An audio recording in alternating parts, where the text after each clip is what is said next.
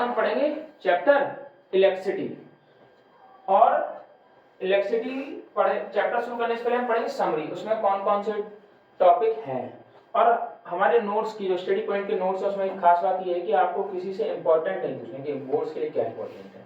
सारे टॉपिक्स के आगे आपको नोट्स में लिखा मिलेगा कि प्रीवियस 10 ईयर्स में कितने बार आए हैं और उस टॉपिक खत्म होते ही सबसे पहले उसके क्वेश्चन मिलेंगे, फिर नेक्स्ट टॉपिक पर हम बढ़ेंगे और जितने टॉपिक्स हम डेली कवर करेंगे उनकी एक आपको डीपीपी मिलेगी जो आपको घर से करके लानी होगी। ऑफलाइन स्टूडेंट्स के पास तो है ही वो, क्यों आयुष? Yes sir. और ऑनलाइन वालों को चैनल पे पीडीएफ मिल जाएगी, तो वहां से डाउनलोड करें और अपना डाउट क्लियरिंग सेशन जिस दिन होगा उसमें डाउट पूछ सकते हैं, नेक्स्ट डे लाइव क्लास के दौरान पूछ सकते हैं।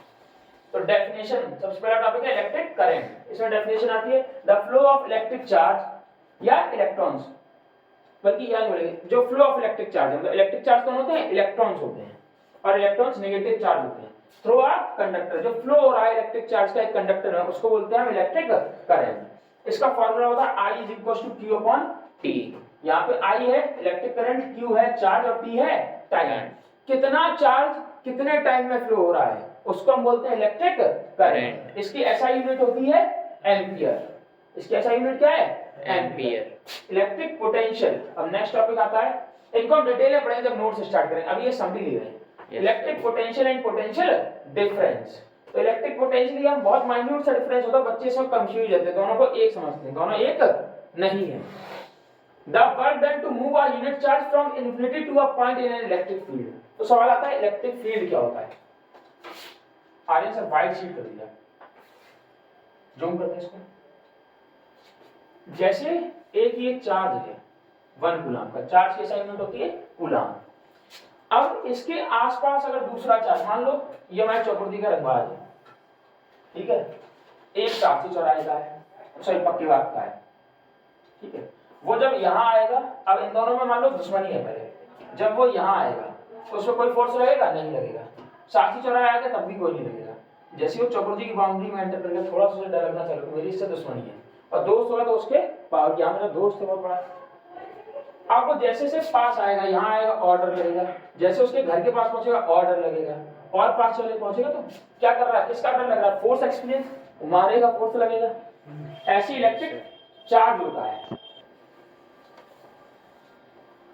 तो ये फोर्स एक्सपीरियंस कर रहा है, ऐसी होता है हमारा चार्ज। ये 1 कूलम का चार्ज है, ये मान लो 2 कूलम प्लस 2 कूलम का, ये प्लस 1 कूलम। ये जब तक यहाँ आएगा इसको कोई फोर्स नहीं लगेगा, यहाँ आएगा कोई फोर्स नहीं, यहाँ जैसे ही वो यहाँ आएगा इसको जहाँ उसको फोर्स लगने लगा वही कहा जाएगा इस चार्ज का इलेक्ट्रिक फील्ड। अब ये डिपेंड करेगा उसका नेचर कैसा है, दोस्त है या दुश्मन है। सेम चार्ज है तो रिपेल करेगा, अपोजिट अनलाइक चार्ज है तो अट्रैक्ट करेंगे। तो नेचर कैसा, और जैसे जैसे पास आता है ज्यादा फोर्स है। तो कौन इलेक्ट्रिक फील्ड कौन है? जहां पे कोई एक चार्ज प्लेस्ड है वो एक्सपीरियंस कर रहा है क्या? फोर्स। तो जिस एरिया ऑफ फोर्स एक्सपीरियंस कर रहा है उसको हम क्या बोलेंगे? Electric field. अब आता है जो हमारा सबसे टॉपिक था, अब आता है electric potential. The work done to move a unit charge from infinity to a point in an electric field. जैसे ये इसकी इलेक्ट्रिक फील्ड की चार्ज की प्लस 1 कूलम की, और यहाँ पे कोई एक चार्ज प्लेस था प्लस q, ये इन्फिनिटी पे था, इन्फिनिटी से इस फील्ड के अंदर लाने में जितना हमें वर्क करना पड़ा उसको हम क्या बोलेंगे? Electric potential. अब आता है फिर पोटेंशियल डिफरेंस, इनकी हम डिटेल पढ़ेंगे, हमारा चैप्टर शुरू होगा। आज सिर्फ समरी करा रहे हैं। अब आता है potential difference, the difference in electric potential between 2 points. अब चार्ज फील्ड के अंदर आ चुका है, यहाँ पे कुछ पोटेंशियल डिफरेंस होगा, ठीक है, ये चार्ज है प्लस 1 कूलम का, यहाँ पे कुछ, क्योंकि यहाँ पे कुछ अलग फोर्स लग रहा होगा, यहाँ पे कुछ अलग फोर्स। इन दोनों के बीच में जो डिफरेंस है पोटेंशियल डिफरेंस का, फोर्स का नहीं, टोटल जो इनका डिफरेंस है किसका? पोटेंशियल का, उसको हम बोलते हैं पोटेंशियल डिफरेंस। समझ में आ गया? नाम से पोटेंशियल का difference is known as potential difference. इसका फार्मूला होता है V = W/Q। V होता है पोटेंशियल डिफरेंस, W होता है वर्क डन, Q होता है चार्ज। कितना वर्क किया एक चार्ज को लाने पर यूनिट चार्ज, उसको हम बोलते हैं पोटेंशियल डिफरेंस। ऐसा यूनिट इसकी होती है वोल्ट, इसे रिप्रेजेंट किया जाता है कैपिटल V से, ठीक है, measured using a volt meter. ये कोई PYQ में आता है कि पोटेंशियल डिफरेंस को किस डिवाइस से मेजर किया जाता है, किससे किया जाता है? Voltmeter. इसके बाद आता है Ohm's law. The current through a conductor is directly proportional to the potential difference across it provide the temperature remains constant. जो करंट होता है कंडक्टर है वो डायरेक्टली प्रोपोर्शनल होता है किसके, पोटेंशियल डिफरेंस के, उसके बीच में अक्रॉस इट। प्रोवाइड बस क्या हो, टेम्परेचर कांस्टेंट हो। टेम्परेचर अगर अलग अलग होगा तो करंट भी अलग अलग होगा, क्योंकि रेजिस्टिविटी बदल जाती है। अभी आगे हम पढ़ेंगे रेजिस्टिविटी और रेजिस्टेंस, वो फैक्टर इफेक्ट करते हैं। तो जैसे लद्दाख में आप कुछ एक टेम्परेचर पर्टिकुलर चार्ज करा रहे हो, और यहाँ पे तो दोनों जगह अलग अलग होगा, ठीक है। क्यों, क्योंकि जो करंट है कंडक्टर है वो डायरेक्टली प्रोपोर्शनल किसके, पोटेंशियल डिफरेंस के अक्रॉस इट। और पोटेंशियल डिफरेंस का भी फार्मूला क्या था, V इज इक्वल्स टू, अभी आएगा sorry IR। Provide the temperature, temperature कैसा रहना चाहिए, कांस्टेंट रहना चाहिए, same. Formula V is equals to IR। V क्या है, पोटेंशियल डिफरेंस है, I क्या है, करंट है, R क्या है, रेजिस्टेंस है। अब सवाल आता है कि रेजिस्टेंस क्या होगा। एक लाइन ये भी इंपॉर्टेंट है, ग्राफ। कई बार बोला जाता है ड्रॉ करो ग्राफ, VI ग्राफ। तो V इधर रहता है, I इधर, VI ग्राफ। V आपका किधर रहेगा, Y एक्सिस पे, और I X एक्सिस पे। इसका ग्राफ कैसा होता है, स्ट्रेट लाइन। कभी कभी एमसीक्यू में आता है, कभी कभी पिक्चर एमसीक्यू में ऐसे आपको ग्राफ बना के दे देंगे चार, उसमें सही कौन सा होगा, जो स्ट्रेट लाइन होगा। Yes sir. ठीक है, दो तरीके से एमसीक्यू पूछे जाते हैं, पिक्चर एमसीक्यू में और नॉर्मल एमसीक्यू में। अब रेजिस्टेंस सवाल आता है कि रेजिस्टेंस क्या होगा, रेजिस्टेंस सुना था। तो the opposition of offered the opposition offered by a conductor to the flow of current। जो करंट का फ्लो रहा है उसको कुछ अपोज, हर जगह विरोध करने वाले होते हैं, कंडक्टर में रेजिस्टेंस है। जो करंट फ्लो हो रहा है उसको रेजिस्टेंस, उसका विरोध करने वाला क्या कहलाता है, रेजिस्टेंस। वो प्रॉपर्टी क्या है, ठीक है, सुनना। The position offered by a conductor, जो विरोध कर रहा है उसको हम क्या बोलेंगे, रेजिस्टेंस। फैक्टर्स अफेक्टिंग रेजिस्टेंस, सबसे पहला length of the conductor. Length R is directly proportional to L। Resistance किसके डायरेक्ट प्रोपोर्शनल है, लेंथ के।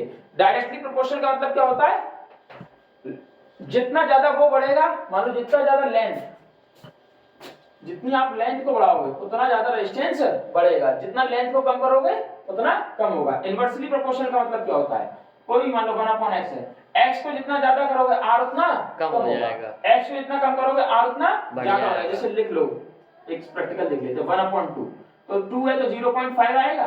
Yes sir. 4 आ जाए यहाँ तो 0.25, 0.25 छोटी होती जा रही है। Yes, 5 आ जाए तो 0.2, 0। ठीक है भाई, 0.2 पॉइंट का 0 का कोई मतलब। अब इसी की जगह अगर आप 1 कर दो तो 1, ठीक है। तो क्या हो रहा है, जब बढ़ा रहे हैं नीचे की वैल्यू तो R कम हो रहा है, जब नीचे की वैल्यू कम कर रहे हैं तो R बढ़ रहा है। इसको बोलते हैं इनवर्सली प्रोपोर्शनल। कोई दिक्कत इसमें? No sir. तो R is directly proportional, L का मतलब क्या है, L जितना बढ़ाओगे उतना R बढ़ेगा। इसके बाद आता है cross sectional area. R is inversely proportional to 1/a। R क्या है, इनवर्सली प्रोपोर्शनल है 1/a के। तो जितना ज्यादा एरिया बढ़ा दोगे R उतना कम हो जाएगा। यहाँ से एक क्वेश्चन आता है ऐसे करके कि लेंथ डबल कर दी, बताओ रेजिस्टेंस कितना हो जाएगा, तो डबल हो जाएगा। Yes sir. एरिया डबल कर दिया तो लेंथ रेजिस्टेंस कितना हो जाएगा, हाफ हो जाएगा। एरिया 4 गुना कर दिया तो रेजिस्टेंस कितना हो जाएगा, 0.25 टाइम्स। समझ में आ रहा है? yes, इन क्वेश्चन को जब नोट्स में स्टडी करेंगे टॉपिक तब करेंगे। टेम्परेचर और किस पर डिपेंड करता है, टेम्परेचर पर। टेम्परेचर भी बताया ना कांस्टेंट रहना चाहिए। Yes sir. टेम्परेचर बदलेगा तो रेजिस्टेंस भी बदलेगा, और रेजिस्टेंस बदलेगा तो करंट का फ्लो भी बदलेगा। कभी रेजिस्टेंस ज्यादा हो रहा, कभी रेजिस्टेंस कम हो रहा, उतना ही ज्यादा विरोध कम जाता, विरोध ज्यादा तो उतना ही ज्यादा फ्लो आसानी से या ज्यादा दिक्कत से होगा। ठीक है, करंट बदलेगा। Formula R is equal to rho L upon A। R क्या है, रेजिस्टेंस है, रो क्या है, रेजिस्टिविटी, ये नई टॉपिक का है, रेजिस्टिविटी बढ़ेगी। L क्या है, लेंथ है, और A क्या है, एरिया। रेजिस्टेंस की ऐसा यूनिट होती है ओम। क्या होता है, ओम। पांचवा टॉपिक जो हमें इस चैप्टर पढ़ना है वो रेजिस्टिविटी। डेफिनेशन क्या है रेजिस्टिविटी का, रेजिस्टिविटी होता क्या है। The resistance offered by a conductor of unit length and unit cross sectional area. मान लो ये इतना बड़ा वायर है, एक यूनिट, ऐसा यूनिट क्या होती है, मीटर, मान लेते 1 मीटर लेंथ के वायर ने और ए की यूनिट क्या हो, एरिया हो, कितना रेजिस्टेंस ऑफर किया उसको हम क्या बोलेंगे, रेजिस्टिविटी। ठीक है, कोई दिक्कत इसमें? No sir. डिटेल में हम कहां पढ़ेंगे आयुष? नोट्स में। नोट्स में। एसआई यूनिट इसकी क्या होती है, ओम मीटर। एसआई यूनिट क्या होती है, ओम मीटर। कोई दिक्कत इसमें? कैसे आती है? आर का फार्मूला होता है रो एल अपॉन ए। ठीक है, यस सर। यहां से रो निकालेंगे तो क्या आ जाएगा, rho is equal to R multiply में चला जाएगा डिवाइड में, और एल डिवाइड में। आर की ओम, ए का मीटर स्क्वायर होगा ऐसा यूनिट, और एल का मीटर। 1 मीटर से 1 मीटर कट गया, क्या आ गया, रो मीटर। ऐसा यूनिट याद नहीं करनी है, तरीका समझना है निकालने का। ठीक है, आप लोग याद करने लगते हो फिर समझ में नहीं आती, इतने कैसे याद करो तो याद नहीं करनी, हमारे दिमाग का काम है समझना। अब आता है रजिस्टर्स। तो पहले आता है रजिस्टर, सवाल की रजिस्टर क्या होते हैं, तो वो डिवाइस जो ऑफर करे क्या, रेजिस्टेंस, उसको क्या बोलते हैं, रजिस्टर। फिर कैसे कनेक्ट करना, तो एक होता है सीरीज कॉम्बिनेशन, ये आपके क्विक रिवीजन बहुत कम आएंगे समरी, क्योंकि same current flows through all resistors. कई बार पूछा था कि सीरीज कॉम्बिनेशन लगे हैं, R1 के अंदर, R1 में 2 एम्पियर करंट जा रहा है, करंट की यूनिट क्या होती है, एम्पियर बताई थी, 2 एम्पियर जा रहा है R3 में, बताओ तो R3 में भी 2 एम्पियर ही जाएगा क्योंकि सेम करंट फ्लो होता है रेजिस्टर्स में, सीरीज कॉम्बिनेशन। और टोटल रेजिस्टेंस अगर निकालना है तो R is equal to R1 plus R2 plus R3, जितने लगे उनको सबको ऐड कर दो। इसका डेरिवेशन अभी हम पढ़ेंगे जब टॉपिक पढ़ेंगे। फिर आता है पैरेलल कॉम्बिनेशन। पैरेलल कॉम्बिनेशन है पोटेंशियल डिफरेंस, ये दोनों टॉपिक बहुत इंपॉर्टेंट है, इनसे न्यूमेरिकल भी आते हैं और थ्योरेटिकल क्वेश्चन भी आते हैं। पैरेलल कॉम्बिनेशन क्या होता है, पोटेंशियल डिफरेंस सेम होता है, करंट सेम नहीं होता है। तो एक क्वेश्चन इससे भी ऐसा आ जाता है कि एक में 2 वोल्ट का पोटेंशियल डिफरेंस है और R3 R4 होता तो 2 वोल्ट ही होगा। कई बार पोटेंशियल डिफरेंस दे देते हैं, V IR फॉर्मूला था ना, पहले का पोटेंशियल डिफरेंस दे दिया, R दे दिया, बोला I निकालो। अब तुम सोचोगे एक कर दिया नेट तो वो 2 ही रहेगा सब में, ठीक है। Yes sir. उनका I निकालो R1 में, इसमें निकालो I R1 में, ये करेंगे इस टाइप की न्यूमेरिकल हम लोग। इसके बाद आता है electric power definition, the rate at which electrical energy is consumed और प्रोड्यूस्ड, जिस रेट से इलेक्ट्रिकल एनर्जी बन रही है या कंज्यूम हो रही है उसको क्या बोलते हैं, इलेक्ट्रिक पावर। लिखी रहती ना 2 वाट 3 वाट, लिखी रहती है। फॉर्मूला क्या है, P is equal to VI। ये 2 काट दो, गलत है। P is equal to VI। V क्या है यहाँ पे आयुष, V क्या है, पोटेंशियल डिफरेंस, I क्या है, करंट, और P क्या है, पावर। P क्या है, power. P is equal to, एक और फॉर्मूला इस सुपरस्क्रिप्ट में रहेगा, P is equal to V square R। क्या होता है, P is equal to V square R। यहाँ पे P क्या है, पावर, V क्या है, करंट, नहीं, पोटेंशियल डिफरेंस, R क्या है, रेजिस्टेंस, R क्या है, रेजिस्टेंस। कॉमर्शियल यूनिट होती है, ऐसा यूनिट तो वाट होती है, और कॉमर्शियल यूनिट हम लोग का बिजली का वाला आता है ना, किलोवाट, 36 किलोवाट आया, तो कॉमर्शियल यूनिट होते हैं किलोवाट आवर, सिंबल होता है small k capital W small h, kilowatt hour. Joules law of heating effect of electric current, last topic है इस चैप्टर का, heating effect of electric current. तो इसमें आता है जूल्स लॉ ऑफ हीटिंग, ये भी इंपॉर्टेंट है। हीट प्रोड्यूस, कितनी हीट प्रोड्यूस हो रही है वो हम इससे कैलकुलेट करते हैं। कैसे करते हैं, H is directly proportional to I square, यहां भी क्या होगा, I स्क्वायर RT। H क्या है, हीट प्रोड्यूस, I क्या है, करंट है, R क्या है, रेजिस्टेंस, T क्या है, टाइम। फार्मूला क्या होगा, H is equal to I square RT। Application क्या है, इलेक्ट्रिक हीटर्स नहीं बनते जो सर्दी में तापते हो जिनसे, yes sir, blower, geysers, iron, ये सब किसके हैं भाई, कितनी करंट देने में कितनी हीट, उसमें प्रेशर देखते हो, घुमाते हैं वो, हां सर, तो ज्यादा करंट ज्यादा हीट प्रोड्यूस हो, वो क्या है, कैसे कैलकुलेट करोगे, इसी से, यस सर। इलेक्ट्रिक फ्यूजेस, अब आता है कि इलेक्ट्रिक फ्यूज क्या होता है, ये प्रिवेंट करते हैं ओवर हीटिंग। इन्वर्टर वगैरह देखो, बाइकार वगैरह में होता है, एक वायर लगा होता है शीशे के अंदर ऐसा, अब जो फ्यूजेस आते हैं ऐसा ही होता है, उसके अंदर ऐसा वायर लगा होता है, कभी देखा है। और जब ज्यादा इलेक्ट्रिक करंट ज्यादा हीट प्रोड्यूस होती है तो ये मेल्ट कर जाता है और आपके एप्लायंस को बचा लेता है, यस सर। इसका आता है electric circuit. Representation using diagrams with symbols for components like batteries, resistors, switches etcetera. Representation use करना किसको? सर्किट डायग्राम को दिखाना। किस किस का यूज करते? जो उसके कंपोनेंट जैसे बैटरी हुआ, रेजिस्टर हुआ, स्विच हुआ, इन सबको दिखाना करके उसको हम क्या बोलते हैं? ये भी टॉपिक इंपॉर्टेंट, इससे बहुत आसान नंबर भी मिलते हैं, बहुत आसानी से। तो सिंबल्स याद हो, बल्ब का क्या सिंबल है, सीधे सीधे एमसीक्यू आते हैं। अब एक सवाल आता है, बच्चे ये कहते हैं कि हम क्यों पढ़ें, हमारे क्या होता है? तो ये जो चैप्टर है ये आपके लिए इंपॉर्टेंट है, क्योंकि प्रिंसिपल ऑफ इलेक्ट्रिसिटी यहाँ पढ़ो कब रेजिस्टेंस ज्यादा कम करना है, और उसके एप्लीकेशन है डेली लाइफ में, वही गीजर में, प्रेस में, बैटरीज का यूज करो अपना कार वगैरह में, तो डेली लाइफ एंड डिवाइसेस। भाई स्विच बना रहे हो, कनेक्शन ही कर रहे हो घर पे लाइट का, यस सर, पंखे में वो लगाते हो रेगुलेटर या बटन लगा रहे हो, या सीधा सीधा सा कोई कनेक्ट कर रहे हो दो स्विच को, तो वो भी तो एक सर्किट ही है। एक वायर से दूसरे को जोड़ते फिर टेप मार देते हो कूलर का, यस वो भी तो एक स्विच है। तो ये सारा इसमें प्रैक्टिकल एप्लीकेशंस है। अब हम लाते हैं इलेक्ट्रिक चार्ज। अब ये ना समरी में सारे टॉपिक्स पढ़ लिए, अब हम आज पहला टॉपिक पढ़ेंगे, क्या है? Electric charge detail. तो electric charge is a property of matter that enables a body to attract और repel other bodies. Electric charge क्या है? वो प्रॉपर्टी है जिसकी वजह से कोई दूसरी बॉडी से अट्रैक्ट कर रही है या रिपेल कर रही है, बस वो न्यूट्रल ना हो, है ना? न्यूट्रल है तो दिक्कत है, ना कोई अट्रैक्ट करेगा ना कोई रिपेल करेगा।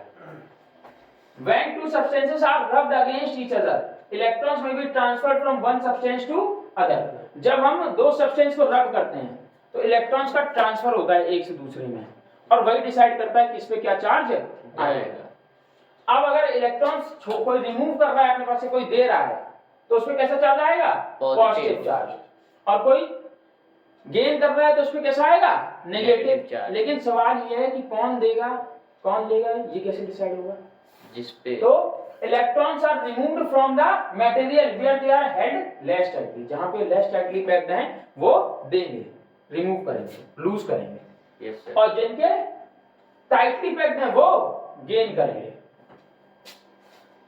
Electrons are transferred to the materials where they are held more tightly, ठीक है? अब this leads to deficiency of electrons. अब जिसके जाएंगे इलेक्ट्रॉन वहां डेफिशिएंसी कमी होगी ना? Yes sir. तो वहां क्या आएगा? Positive charge.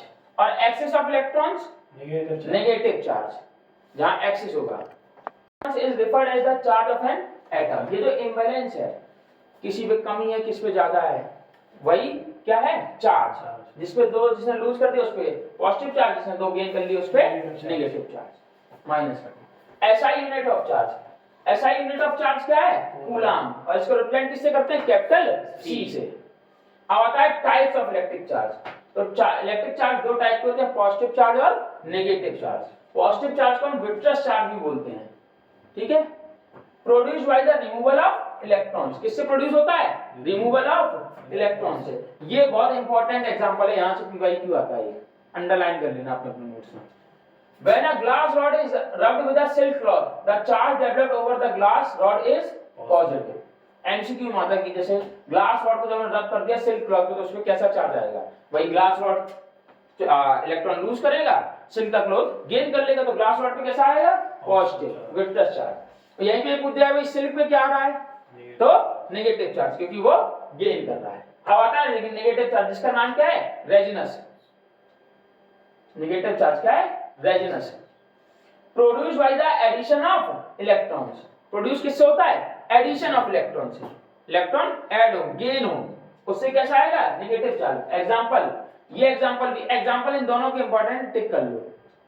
When an evenite rod is rubbed with fur, the charge developed on the evenite rod is negative या रेजिनस। जब हम एवनाइट रॉड को कोई फर से रब करेंगे तो एवनाइट रॉड क्या करेगी? इलेक्ट्रॉन्स को गेन कर लेगी, इलेक्ट्रॉन को गेन कर लेगी, तो उसमें कैसा आ जाएगा? नेगेटिव। और फर पे कैसा आ जाएगा? पॉजिटिव। और पॉजिटिव को और क्या बोलते हैं? रेजिनस। रेजिनस या vitreous? Vitreous charge. Properties of electric charge. अब क्या आती हैं? प्रॉपर्टीज। तो पहला है प्रॉपर्टी, स्केलर क्वांटिटी है। कैसी है? स्केलर, मतलब इसके पास मैग्नीट्यूड तो होगा लेकिन डायरेक्शन नहीं होगा, कोई भी डायरेक्शन नहीं। इधर चला मैं उधर चला, जाने जहां मैं किधर चला, तो पता ही नहीं किधर ही चले जा रहे हैं, चले जा रहे हैं, तो charge has magnitude but no direction, making it is a scalar quantity. Speed से कोई फर्क नहीं पड़ता, चाहे कितनी स्पीड से हो, ठीक है। Charge does not depend on the speed of the body, it remains constant. ऐसा नहीं तुम 100 किलोमीटर चल रहे हो तो तुम्हें कोई वायरस को 40 से चलाने लगे तो उसमें ज्यादा चार्ज होगा या कम होगा, और कोई अपनी जगह पर रखा हुआ है तो उस पर नहीं, बंदर झूलने लगते हैं, पहले ज्यादा चार्ज चल जाए सब फक गए इसी ऐसा नहीं है, स्पीड से कोई लेना देना नहीं है। अब आते हैं, ये तो आपके नॉलेज के लिए इंपॉर्टेंट है, यहाँ से आपके बोर्ड्स के लिए इंपॉर्टेंट टॉपिक स्टार्ट हो रहे हैं। आपको किसी से नहीं पूछना, यहाँ लिखा मिलेगा कितने बार यार, उसके हिसाब से डिसाइड कर लो कितना में टाइम किस टॉपिक को देना है। इलेक्ट्रिक चार्ज कितनी बार आया, 2012, 16, 20, 22, पहले 4 साल में आ रहा है, फिर से अपना रिकॉर्ड थोड़ा 22 में आ गया। Charge is conserve, it can not be created और डिस्ट्रॉयड, ओनली ट्रांसफर। चार्ज को ना तो बनाया जा सकता है ना डिस्ट्रॉय किया जा सकता है, ये सिर्फ और सिर्फ क्या हो रहा है, ट्रांसफर हो, भाई घिसा किसी ने, छोड़ा किसी ने लिया, ऐसा नहीं हो रहा किसी ने जनरेट हो गया किसी में, ऐसा नहीं हो सकता। दूसरा, इंटरेक्शंस कैसे इंटरेक्ट करते हैं ये, तो लाइक चार्ज क्या करते हैं, रिपेल करते हैं। इंटरेक्ट मतलब समझ रहे हो ना, मिलन, एक दूसरे का कैसा इंटरेक्शन हुआ, बोलता है ना इंटरेक्शन कैसा हुआ, तो भाई लाइक चार्जेस क्या करेंगे, repel, male male repel, female female repel, और मेल फीमेल अट्रैक्ट। तो like charge positive positive repel, negative negative repel, दूर हटो कोई इंटरेस्ट नहीं, लेकिन नेगेटिव पॉजिटिव अट्रैक्ट, दुनिया का नियम हर जगह, चाहे फिजिक्स में हो चाहे आम जिंदगी में, सब जगह सेम है। अपोजिट क्या करते हैं, attract, unlike charges attract each other. इसके बाद आता है charge and mass. Charge can not exist without mass, charge अगर होगा तो मास होगा, क्योंकि इलेक्ट्रॉन प्रोटॉन इन सबका एक, न्यूट्रॉन सबका एक मास होता है फिक्स्ड। अगर मास नहीं है तो चार्ज भी नहीं है, ठीक है। पारो है तो देवदास है, पारो ही नहीं है तो देवदास किसके लिए है, ठीक है। तो यहाँ पे पारो कौन है, मास, और चार्ज कौन है, देवदास, उसके पीछे पीछे धोखा दे तो देवदास, नहीं तो फिर मजनू।